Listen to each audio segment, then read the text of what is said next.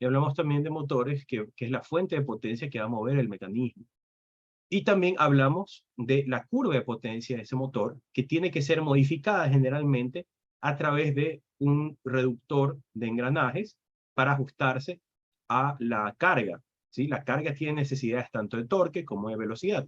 Pero las cajas de engranajes no son la única tecnología que se utiliza para transmitir potencia entre la fuente y el mecanismo. Entonces vamos a hablar de algunas otras cosas más. Primero como una introducción y después iremos ahondando en algunos de estos temas. Por supuesto, el curso no puede cubrir todo lo que existe en mecánica porque son muchas cosas. Existen varias opciones al momento de transmitir potencia desde el motor al mecanismo. Lo que ustedes están viendo aquí es una cadena, por supuesto, industrial. Cada uno va a presentar ventajas y desventajas según la naturaleza de ese tipo de transmisión y las vamos a ir analizando poco a poco.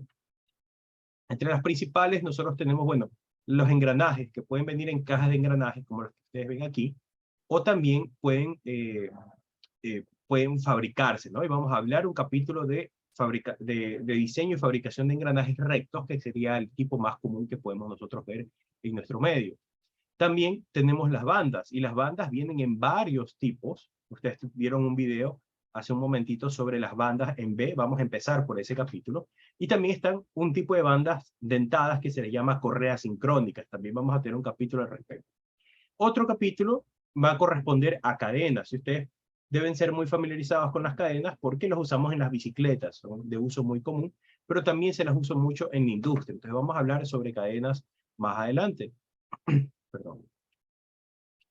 En muchos casos va a bastar con un solo tipo de transmisión para dos funciones, básicamente. Una es transportar, como quien dice, transmitir la potencia de la fuente a la máquina, y la otra es la adecuación, tanto del torque, ¿verdad? Tanto del torque como de la velocidad. Hablamos que hay tres cosas que deben coincidir entre la fuente y el mecanismo: la potencia, el torque y la velocidad, ¿sí? Todas estas consideraciones debemos tenerlas en cuenta al momento de seleccionar un motor. Entonces, aquí voy a poner varias ilustraciones en estas diapositivas y quiero, por favor, que cuando estén estudiando, las analicen un poquito en detalle, ¿no? Aquí, por ejemplo, tenemos un motor, ¿verdad? Un motor eléctrico, grandecito, y acá tenemos alguna máquina que podría ser algún tipo de compresor de aire, no sé, no es muy claro lo que es aquí, pero tiene aquí entradas y salidas para ese aire, ¿no? También acá tenemos un caso de una banda transportadora que tiene acoplado directamente un motor, ¿sí?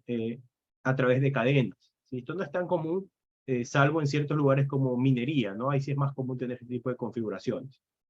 Aunque aquí esto no se ve, aprovecho para hacer una advertencia importante. Siempre que ustedes diseñen este tipo de cosas, tienen que fabricar una guarda metálica, ¿sí? Una guarda metálica que típicamente es de plancha de acero y tiene algún tipo de enrejado para que nadie vaya a meter accidentalmente los dedos aquí y se saque una mano, ¿sí? Importante, siempre, siempre, siempre va a haber una guarda metálica en estas cosas, a menos que sea un lugar industrial donde se supone que solamente ingresan personas que están tan capacitadas sobre el asunto que pueden manejarlo sin poner en riesgo su vida, ¿no? Pero generalmente protegemos también de la sociedad si el lugar lo merece y por la seguridad de las personas. Importante tener esto en cuenta.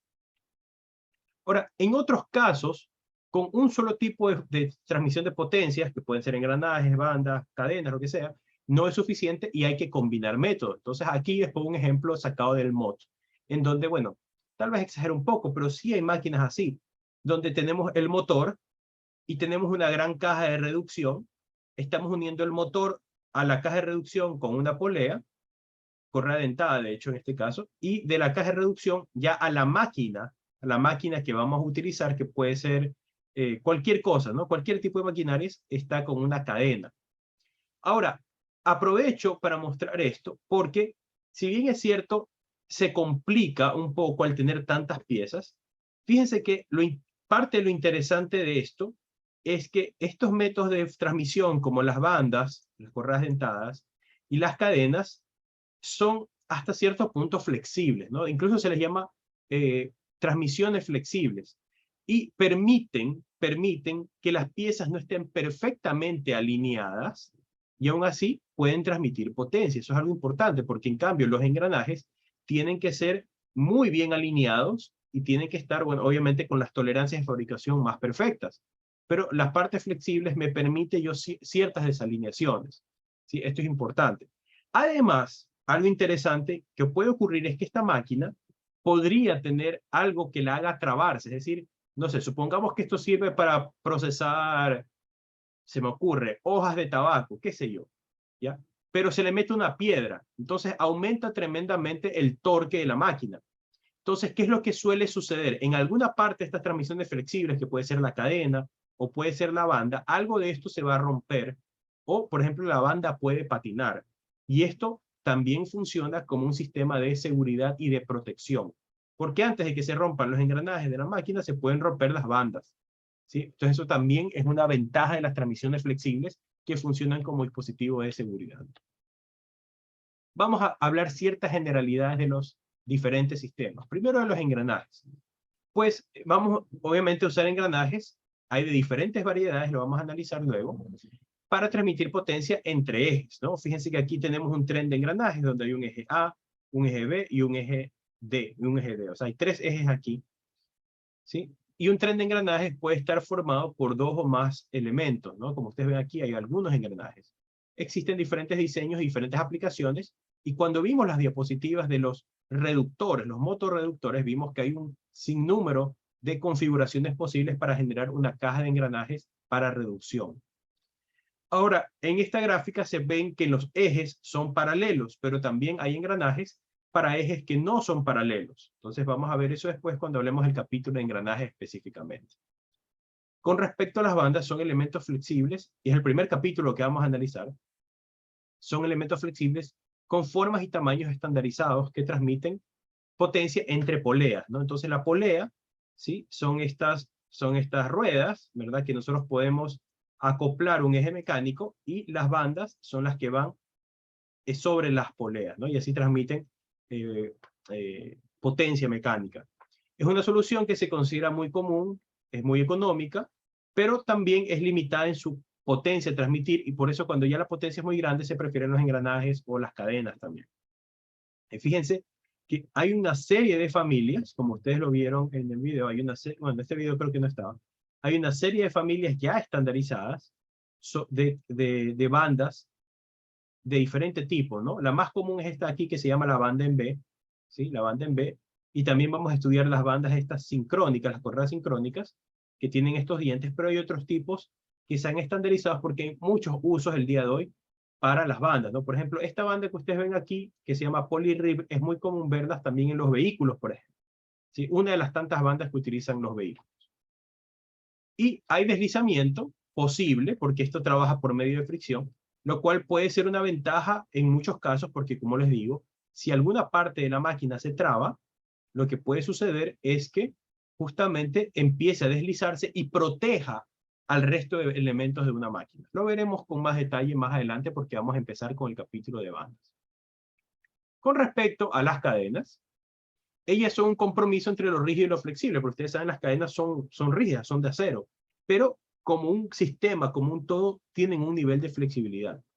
En general, pueden transmitir más potencia mecánica que una banda de un tamaño similar, pero tienen algunas desventajas, como que hay que lubricarlas, ¿no? A la cadena de bicicleta hay que ponerle aceitito, hay que ponerle grasa, ¿sí? Hay cosas de mantenimiento que las hacen indeseables, por decirlo así, generan más ruido, calor, etcétera, pero en cambio hay un montón de modelos de cadenas que tienen muchos usos posibles. Para todos estos sistemas de transmisión de potencia tienen que ser montados sobre ejes, y vamos a tener un capítulo específico para diseñar estos ejes mecánicos. Hay unos ejes que son muy sencillitos y hay otros ejes que son más complejos. Vamos a estudiar una metodología para diseñar estos ejes mecánicos, y tenemos un capítulo específico para eso. Y estos ejes no pueden estar soportados en el aire, tienen que estar transmitiendo su carga a la máquina, y por eso hay rodamientos. Fíjense, aquí tenemos rodamiento 1, otro rodamiento, ¿verdad? Entonces los rodamientos también merecen un capítulo aparte, vamos a estudiar rodamientos. Si ustedes se fijan, también hay acoples, y en este sistema también pueden haber frenos, pueden haber embragues. No vamos a estudiar todo lo que existe, pero es importante que sepamos Y lo que tenemos en este curso es como quien dice lo más importante, lo más trascendental, a partir de lo cual ya ustedes pueden también investigar lo que les hace falta. No es que, incluso los ingenieros mecánicos no es que estudiamos todas estas cosas, porque hay demasiadas cosas mecánicas que existen en el mercado, pero estudiamos lo más importante de tal manera que todo nos resulta familiar y sabemos para qué sirve. ¿Qué otros sistemas que no vamos a estudiar en este curso, pero vale la pena que existan? Y por favor, su atención aquí. Hay otros métodos para transmitir potencia. Por ejemplo, esto que ustedes ven aquí se llama una junta universal. ¿Sí? La otra vez conversaba con su compañero, el señor López, que trabaja con equipos agroindustriales. En los tractores es muy común que el tractor tenga una salida de potencia donde se le puede acoplar un eje, una junta universal. Bueno, la junta universal es, digamos, esta parte que está en dorado, que une los ejes, y permite transmitir potencia entre ejes que no están alineados. Muy importante para algunos tipos de máquinas que funcionan bajo condiciones que requieren flexibilidad. Esto es un tipo. También, otra forma de transmitir potencia es con lo que se llama malacates o winchas también se le llama, porque en inglés esto se llama winch y se le dice winch en español, ¿no? Como un anglicismo. Pero se llaman malacates. También son formas, o sea, el malacate es esta parte donde está un cable enrollado sobre un tambor. Eso es básicamente el malacate. Esta es otra forma en la cual podemos transmitir potencia de un lugar a otro. Otros sistemas que nosotros no estudiamos aquí, pero que permiten transmitir potencia mecánica, son los fluidos a presión.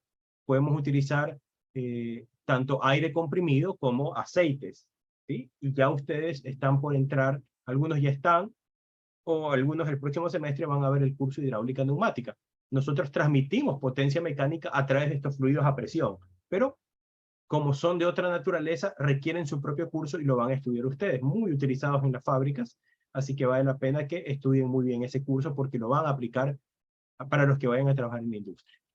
Y sí, esto ha sido una breve introducción de, de los sistemas de transmisión de potencia. Entonces vamos a hacer una pausa breve el día de hoy. En este momento, vamos a tomarnos 10 minutos y luego de eso vamos a empezar con las bandas. Les voy a mandar en este momento en el chat de Zoom, les voy a mandar un pequeño, un manual sobre bandas en B para que lo den en los 10 minutos que tenemos y de ahí retomamos la clase. Voy a dejar de compartir y pausar la grabación.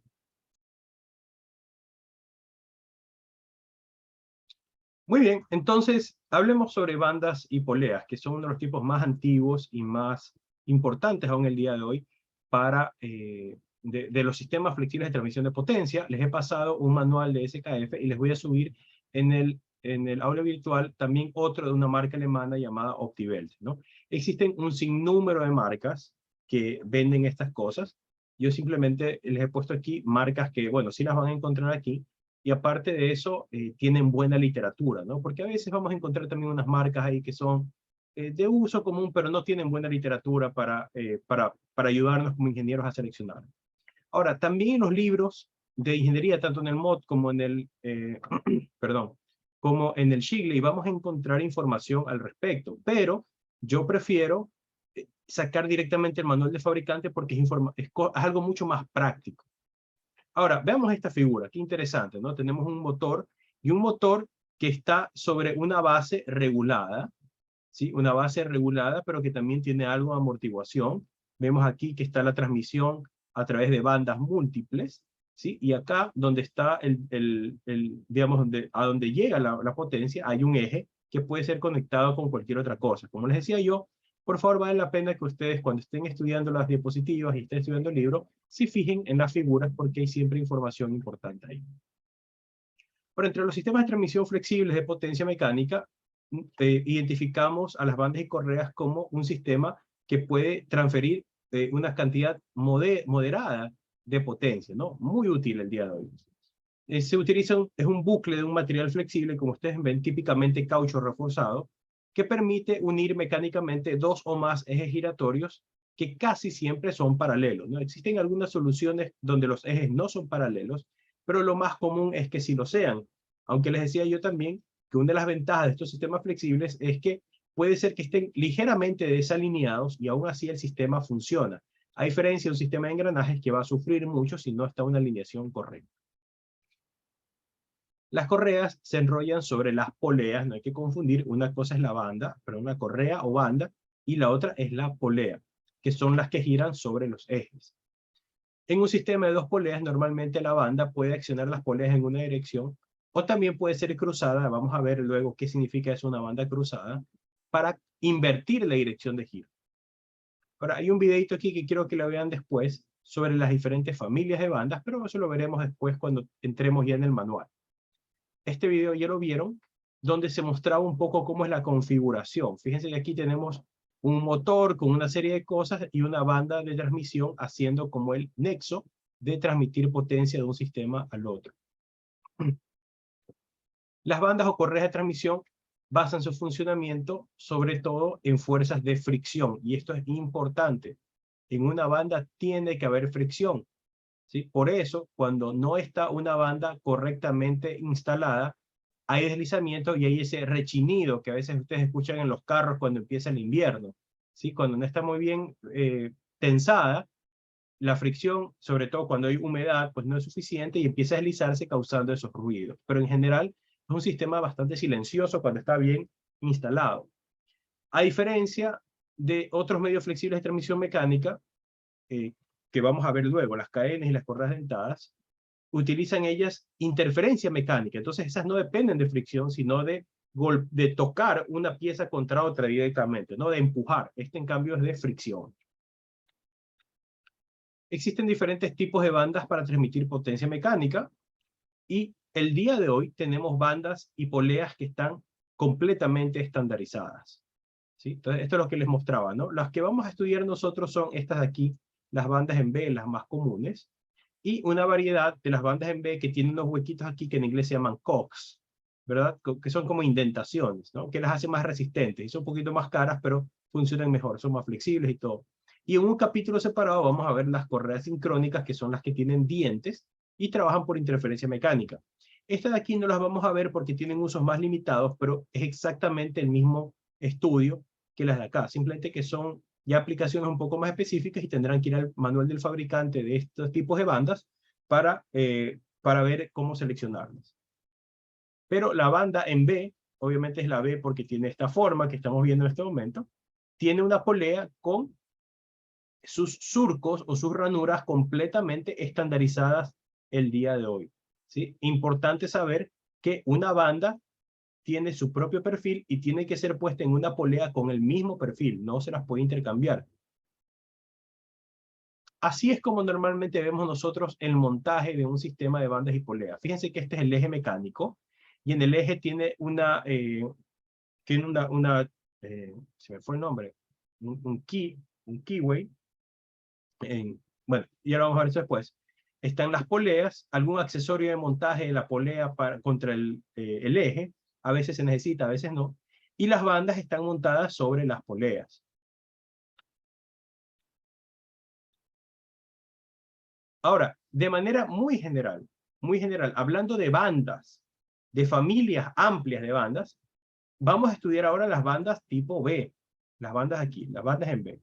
Pero también vamos a dedicar un capítulo a las correas sincrónicas.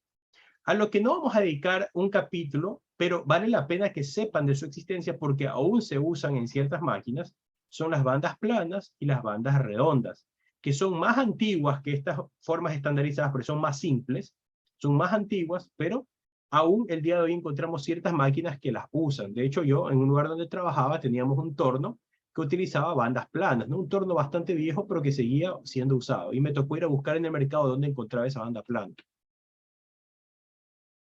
Las correas o bandas planas se caracterizan por tener una sección transversal tipo rectángulo, ¿no? Como es de esperarse. Mientras que la correa en B es trapezoidal. Y como es trapezoidal, ¿para qué sirve esa forma trapezoidal y el surco de la polea? Para aumentar las fuerzas de fricción. Esa es la principal razón para la cual tener esa forma en B. Aumenta la fricción, ¿sí? Entre la correa o la banda con las poleas sobre la que está montada, ¿no? Por eso se utiliza modernamente hoy. Ahora, ¿de qué están fabricadas? Generalmente están hechas en tela, ¿sí? Dice aquí de tela, pero también de caucho, con refuerzo de cordón, de algodón, rayón, nylon, y están impregnadas de caucho, perdón. Entonces, esto no es algo que nosotros podamos fabricar en un taller, ¿no? Esto se hace a escala industrial porque son es un material compuesto, es como un sándwich de muchas cosas, tela, caucho, algodón, cordón de acero, hay un montón de cosas aquí para hacer una correa moderna. ¿Sí? Las bandas, en cambio, las correas planas son de algunos materiales más sencillos. ¿Ok? Y estas correas en B, las bandas trapezoidales, como se les llama también, son de todos estos tipos de transmisión de correa, de transmisión de potencia, los más comunes en la industria. No van a ir a un taller o una industria donde no encuentren bandas en B. Eso es universal prácticamente. En todos los lo encontramos, y ni qué decir de los vehículos donde también solemos encontrar bandas en B. Ahora, las bandas en general, de manera general, no solo las bandas en B, sino las bandas en general, se pueden utilizar para grandes distancias entre centros. A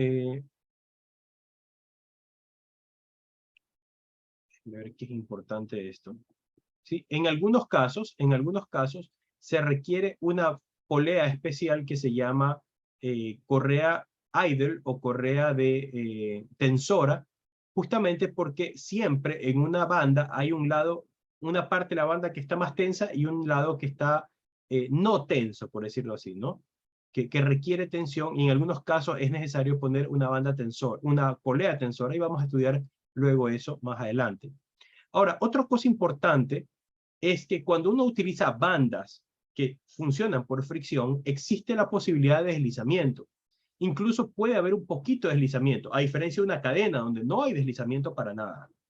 En esos casos, ¿por qué decimos esto? Porque hay que tener en cuenta que la velocidad de giro de la polea impulsora puede ser ligeramente superior a la polea impulsada. ¿Sí? ¿Por qué? Porque por fricción, por deslizamiento, puede perderse un poquito de energía, y aquí puede haber, se pierde un porcentaje bajo, tanto de energía como de la velocidad, ¿no? Ahora, si la banda está bien instalada, 100%, no debería haber diferencia. Por favor, si alguien tiene alguna pregunta, puede utilizar el chat, puede levantar la mano, yo estoy atento, con mucho gusto respondo sus interrogantes. Ahora, regresando sobre las bandas en B, ¿cuáles son las ventajas de las bandas en B? ¿Qué ventajas son? Primero, que instalarlas es fácil y no es costoso el sistema. Tiene una buena eficiencia mecánica, es decir, cuando está bien instalada no se pierde mucha energía. Todos los sistemas de transmisión de energía, de potencia, pierden energía, indudablemente. Las bandas en B bien instaladas funcionan bien. Su operación es silenciosa y es suave para las vibraciones, siempre y cuando estén bien instaladas, ¿no? Cuando pierden la tensión empiezan a hacer rechinidos, etc.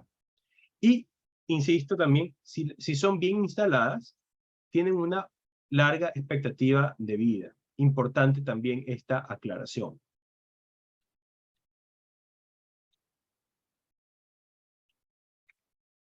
Ok, perfecto.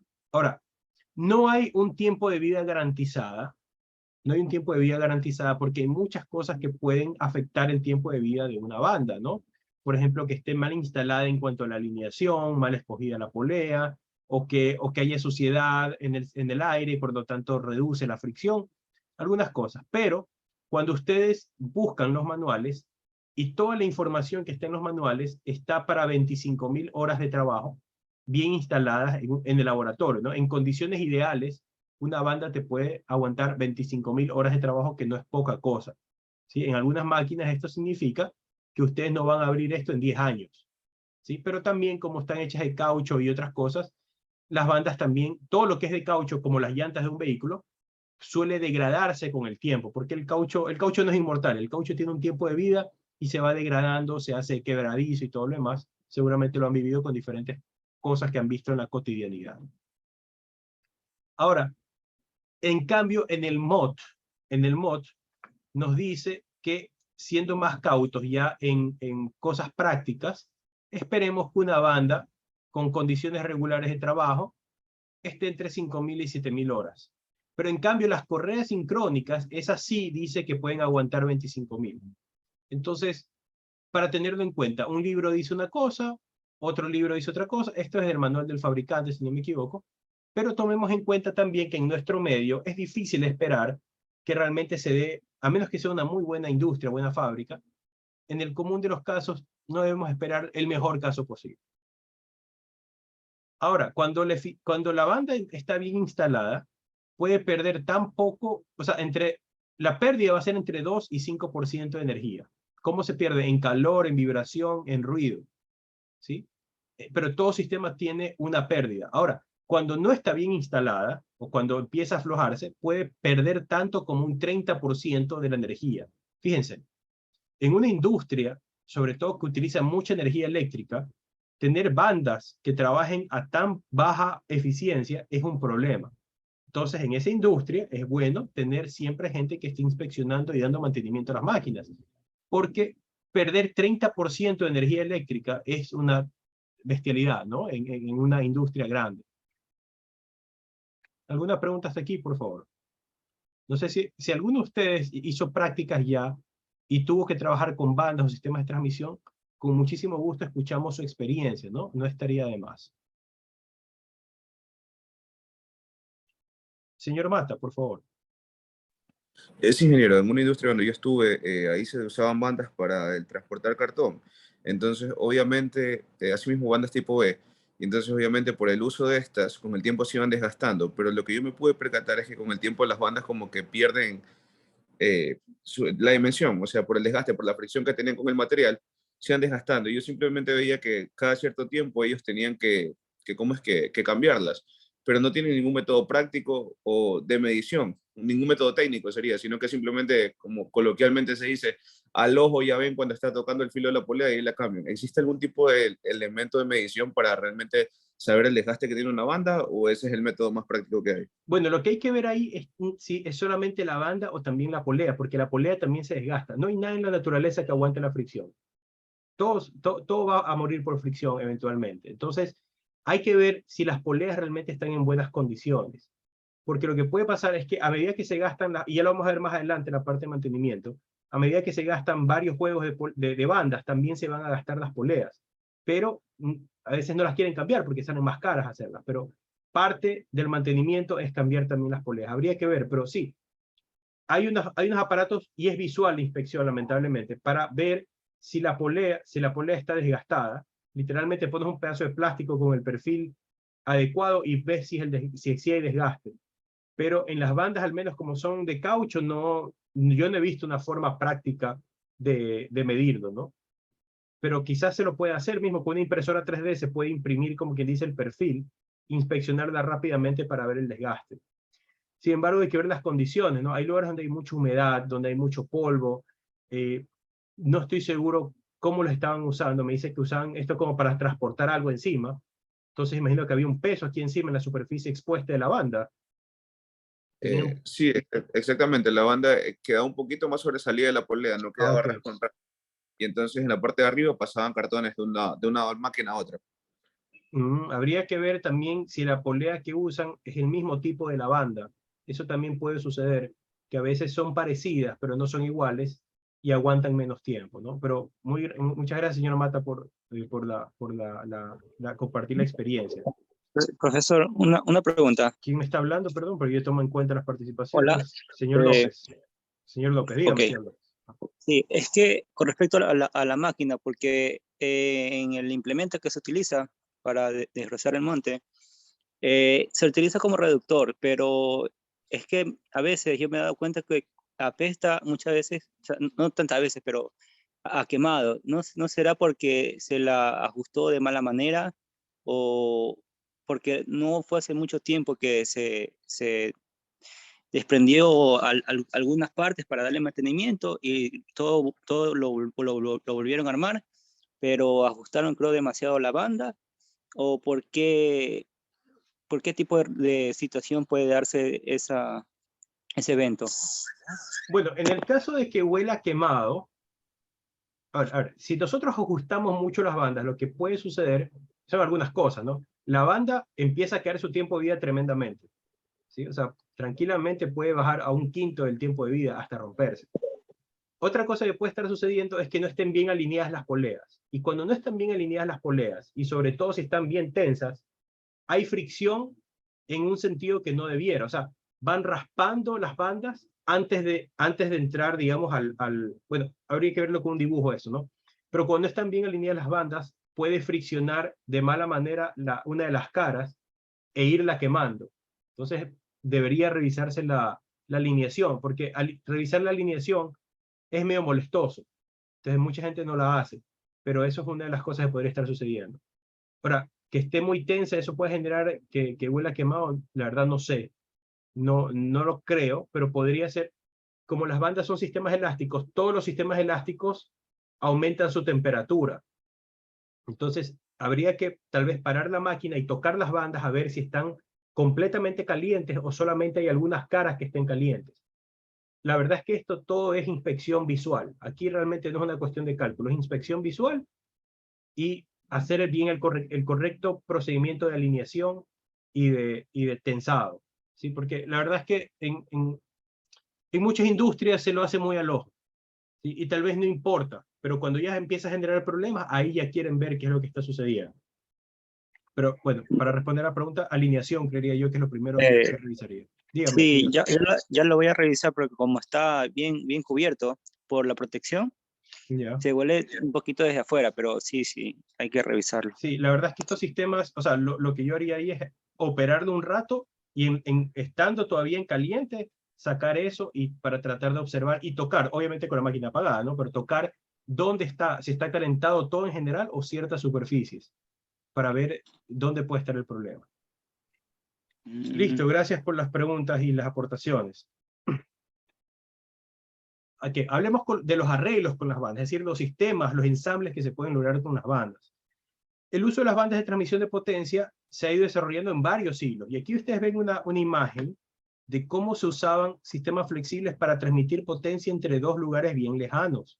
¿Sí? Aquí tenemos, por ejemplo, un lugar que está generando potencia con ayuda de un riachuelo, ¿no? Que puede estar uno con una noria, que es esa como rueda que coge agua y va girando en un río, y transmite su potencia, por ejemplo, aquí una fábrica de algo, ¿no?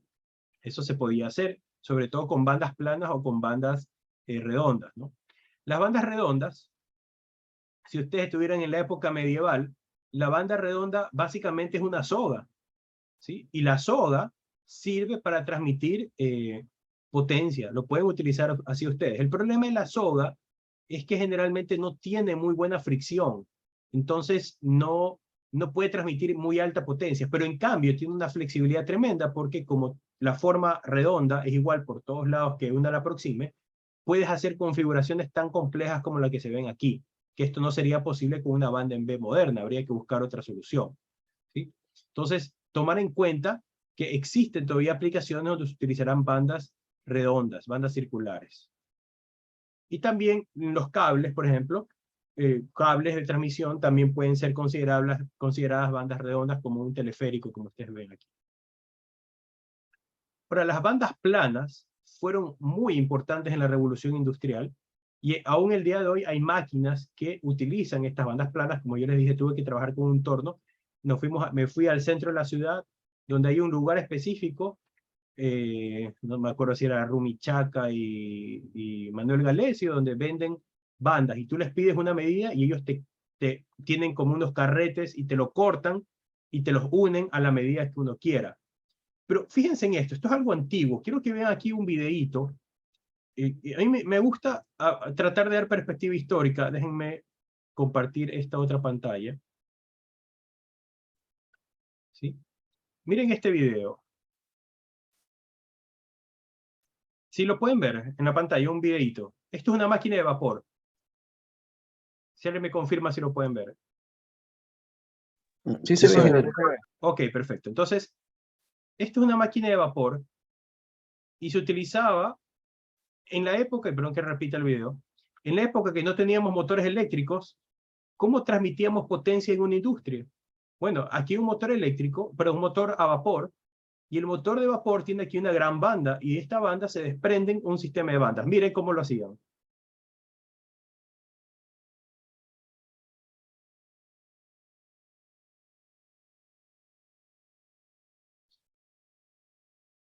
Entonces, mandaban al techo unos ejes, y estos ejes del techo, que se le llaman line shaft, se puede coger de ahí potencia. Por ejemplo, aquí hay un taladro, y este taladro agarra en el piso tiene una banda que coge de arriba, y de aquí yo voy cambiando, y se ven varias poleas, perdón, que permiten cambiar la velocidad del taladro.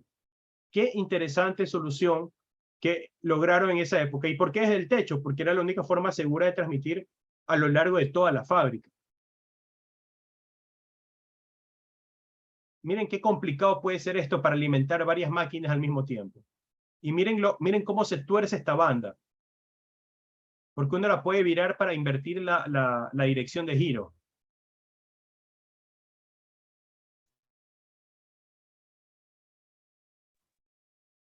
Bueno, esto es un torno, creo, ¿no? Ajá, esto es un torno con este tipo de bandas. Bueno, eso quería mostrarles, que a veces una de las cosas, y aquí me permito yo un comentario, a veces como vivimos en una época moderna donde tenemos tantas invenciones tecnológicas, nos creemos muy listos, ¿no? Pero la gente que nos precedió tuvo que encontrar soluciones con las limitaciones de su época. Entonces, hay que reconocer la tremenda astucia, la inteligencia de esta gente para lograr soluciones con estas cosas, ¿no? Entonces, si algún día llegan a estar en una situación, vean que existen estas soluciones más básicas, pero no por eso menos efectivas. Ahora, los arreglos con bandas planas pueden ser tan complicados como los vieron en el video y como se ven en estas figuras, ¿no? Se pueden hacer giros y cosas así que no vamos a lograr con una banda en B moderna, ¿no? Porque hay otras formas de hacerlo modernamente en una industria. ¿Qué es lo que tenemos? Tenemos motores eléctricos y tenemos sistemas neumáticos. Todo esto se transmite potencia por medio de pequeños cables o tubos. Pero en esa época, y en algunas situaciones modernas, utilizamos grandes distancias para transmitir potencia con este tipo de bandas. Ahora, también hay bandas como las de un vehículo moderno, como ustedes pueden ver aquí. Son bandas finitas y bien flexibles. No son bandas planas necesariamente, pero también se las utiliza en vehículos para hacer todo este tipo de quiebres tan complejos que se requieren en un motor. ¿Sí? ¿Por qué? Porque en un motor, para los que les guste la parte automovilística, en un motor tienes la salida de potencia directamente del cigüeñal, crankshaft, como se dice en inglés, y de aquí voy a alimentar algunas cosas. Voy a alimentar la bomba de agua que hace circular el agua por el sistema, voy a alimentar el alternador, que es el que carga la batería, voy a alimentar el compresor del aire acondicionado, ¿sí? Y voy a alimentar la bomba hidráulica, que me permite accionar todo lo que es hidráulico dentro de un carro, como el sistema de frenos, el sistema de la dirección hidráulica y todo lo demás. Entonces también se utilizan bandas planas o similares a las planas el día de hoy en los vehículos. Y todos estos que están así, que dicen tensionadores, son los idlers, que permiten hacer todos estos giros y contorsiones que hace la banda, ¿no? Muy interesante esto. Bueno, aquí estoy redundando un poquito. Hablemos nuevamente de las bandas en B. No vamos a ver el ejemplo el día de hoy, ¿no? Eso lo vamos a ver en la próxima clase, pero terminemos la parte de la teoría. Las bandas en B son las de mayor uso y permiten transmitir más potencia mecánica, pero a distancias menos exageradas de los que vimos hace un rato con las bandas redondas o planas, ¿no? Existen muchas variantes de las bandas en B, pero vamos a estudiar las más comunes para nosotros y por eso les mandé los manuales. Los fabricantes siguen invirtiendo en tecnología para lograr que estas bandas sean cada vez más resistentes, y lo bueno de esto es que en ciertas industrias, cuando vemos que unas bandas no aguantan mucho tiempo, vamos a encontrar algunas variantes que deberían soportar mejor el tiempo de vida.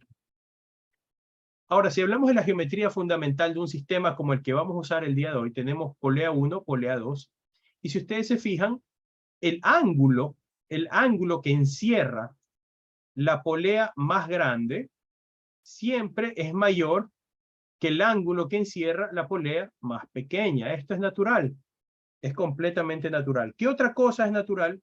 Importante para nosotros es la distancia entre centros. Muy importante esto. Otra cosa es que dependiendo de cómo está girando la polea, generalmente como ustedes saben, hay una banda que impulsa el sistema, la que está en el motor, es la que impulsa, la que ala, la que mete torque, y hay otra que lo recibe.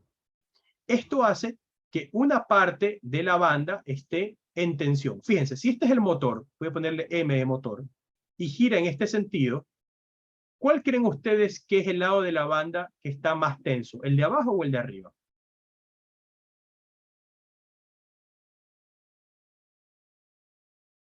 El de abajo. ¿Quién decide? Señor Oriana. Ok, sí, Tiene toda la razón, el de abajo, porque aquí, imagínense como que aquí la fricción agarra la banda y la empieza a alar con fuerza. Y cuando ya sale por acá, está un poco menos tensa. Entonces, cuando ya son distancias un poco grandes, incluso se ve cierta curvatura catenaria acá. ¿Sí? Se puede observar esto un poquito, pero el lado tenso, en este caso en particular, es la parte de abajo. ¿Sí? Si estuviera girando en sentido contrario el motor, sería la parte de arriba. Gracias, señor Orellana, y me tomo un segundo para tomar su participación, tal como es tomado en cuenta la participación de los otros compañeros, ¿no? Yo tengo aquí mi blog de notas y estoy anotando todo esto. Ahora, Mott nos recomienda, la pregunta es, ¿qué tan grande puede ser una polea con respecto a la otra? Esto es una pregunta práctica muy importante. ¿Puede ser 5 veces, 10 veces más grande? No. Mott nos recomienda no realizar reducciones más de 3.38 a 1. ¿Sí? Eso es lo que Mott recomienda. Pero en el manual de SKF, que es el que te vende las bandas, uno de los tantos fabricantes que te vende las bandas, ellos en cambio te ponen ahí que puedes llegar hasta 5.6 a 1. ¿Sí? No necesariamente significa que es recomendable, pero se puede. Ahora, si nosotros necesitamos reducciones más grandes, ¿sí? Ahí generalmente ya deberíamos considerar cosas como reducciones con engranajes. O también se pueden hacer sistemas compuestos. Por ejemplo, supongamos que esta es una reducción de 3 a 1. Supongamos.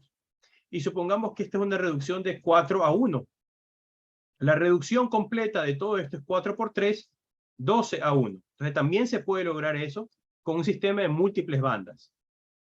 También tener esto en cuenta. Aunque generalmente no. ¿Qué es lo típico? ¿Qué es lo típico que vamos a encontrar en industria? El motor con un reductor de engranajes y de ahí una banda. Eso es muy típico de encontrar. Me quiero saltar el ejemplo porque el ejemplo lo quiero ver más en detalle más adelante. ¿Sí? Pero siguiendo un poco con la parte aquí de las indicaciones teóricas, ¿sí? Quiero que hablemos un poco de las poleas. Y vamos a tomarnos 5 minutos más de la clase y de ahí vamos a concluir por hoy. Las poleas que ustedes ven aquí tienen una forma definida, ¿sí? Y uno sí las puede fabricar. O sea, generalmente ustedes las compran ya fabricadas, pero también las podemos fabricar aquí, porque son geometrías que se pueden hacer en un torno. Y esta geometría ya está completamente estandarizada y obviamente es de dominio público. Ustedes van a buscar en internet y en los manuales van a encontrar la geometría exacta porque está estandarizada. ¿Sí? Ahora, las poleas como tal pueden venir poleas sólidas, es decir, como un solo bloque. Hay otras poleas que ya son más grandecitas, que tienen una parte, déjenme ver si lo hago aquí un poquito más grande. ¿Sí? Esta polea acá, la parte central es como un plato fino, más finito, a diferencia de la acá que es completamente sólida. Esto cuando ya es un poquito más grande. Y esta parte, y cuando ya son mucho más grandes, generalmente no son un plato sólido, sino que son como con radios, así. Y estas generalmente las hacen por fundición. Ahora, les pregunto a ustedes, de manera intuitiva, ¿por qué creen ustedes que las poleas grandes no se hacen de un solo material? O sea, de un solo bloque sólido. Sería por el peso, porque a la final sería necesario tener todo ese material ahí, porque no, o sea, los esfuerzos que actúan sobre la polea no la deberían fallar, no la deberían fallar. Ok, primera cosa, o sea, a ver, usted ha tocado dos temas. Primero el peso, sí, señor Saltos. Primero el peso, obviamente haría más difícil de manipular esto si el peso es más grande. Y también los esfuerzos que va a soportar la pieza no son tan altos para justificar tanto material. Entonces, y el material, algo que no dijeron, también por el costo. Perfecto. Pero hay otra cosa más. ¿Hay alguien que me diga otra cosa más? ¿Alguna otra razón que se le ocurre? Se me ocurre la rotación por el momento de inercia, para que sea menor. Exactamente. Porque es lo que sucede. Cuando yo activo un sistema, yo tengo que vencer toda la inercia del sistema.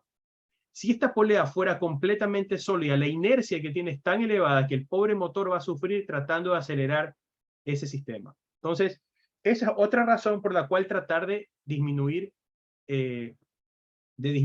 la masa, ¿no? Déjenme tomar aquí apunte del señor Saltos y el señor Mejía, que acaban de participar. Y gracias a todos por estar atentos a estos temas. Aquí les dejo un video, unas diapositivas de cómo se puede fabricar en un torno convencional una polea. Ustedes lo pueden hacer, no hay ningún problema. Lo pueden mandar a fabricar. ¿Sí? También las pueden encontrar completamente ya listas para, o sea, ya te las venden.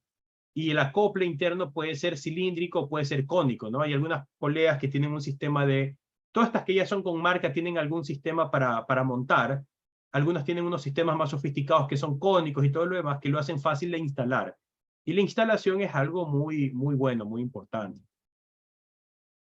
Ahora, hay algunos, sobre esto de las poleas y el montaje. Fíjense que esta polea, que es algo que yo puedo fabricar aquí en nuestro medio sin ningún problema, lo único que tiene aquí es un chavetero y se le pone una chaveta o un key, como se llama en inglés, ¿no? Que es un pedacito de metal que básicamente permite transmitir potencia. Hay otros sistemas más complejos, pero más prácticos, como este que ven aquí, que es la polea, y tiene unos insertos con unos tornillos que, fíjense, yo simplemente lo pongo y después lo aprieto con estos pernos, ¿sí? También existe eso en nuestro mercado, pero la versión más barata es esta de acá, y es muy común de ver, sobre todo en poleas pequeñas, ¿no? Cuando ya son más grandes o hay que cambiarlas con cierta frecuencia, esto es práctico y se justifica el precio, ¿no? Sobre todo cuando, supongamos que tienen una máquina que va a costar $30.000 y tienen que gastar $200 en esto. Sí, se justifica, porque va a ayudar, lo va a hacer más fácil en comparación al precio del sistema total. ¿Sí? Pero si tienen un sistema bien baratito, ahí tal vez no justifican andar comprando accesorios tan caros, ¿no? O si es algo fácil de cambiar, muy accesible, ¿no? Hay muchas razones por las cuales querer invertir más dinero en algo más sofisticado. Ahora, con respecto a los tensionadores, y ahora sí con esto voy a terminar, fíjense que los tensionadores se los suele poner en el lado flojo, que en inglés se dice slack side. Y se lo puede poner tanto en la parte de afuera como en la parte de adentro del bucle, ¿sí? Las dos tienen una razón para hacerlo así, y ya lo vamos a analizar esto la siguiente semana, ¿sí? Creo que mejor debería hablar aquí del... Simplemente hablemos de... Ok. Mejor cubramos esto por las preguntas que han hecho ustedes. Bueno, creo que ya nos hemos pasado del tiempo. O sea, no nos hemos pasado, pero estamos bien. Solo quería mostrarles aquí cómo se ve una polea que se ha desgastado, ¿no? Cuando se desgasta la polea, no la banda, ¿no? Ustedes con varios, dice aquí, con varios cambios de bandas, eventualmente la polea también se desgasta porque también sufre fricción. Y lo que se observa es que, obviamente aquí está un poco exagerado, pero la polea ya no es completamente recta, sino que empieza a ser como que curveada. ¿Y cómo nosotros verificamos? Hay estas piezas que se venden, que tienen todos los perfiles de las bandas y uno visualmente puede inspeccionar si la polea tiene todavía el perfil adecuado. Si vamos a hablar de mantenimiento e instalación en la próxima clase con más detenimiento, pero quería que vean eso debido a las preguntas que hicieron los compañeros. Y eso quería, por el día de hoy, vamos a quedarnos hasta ahí, señores. Voy a pausar la grabación.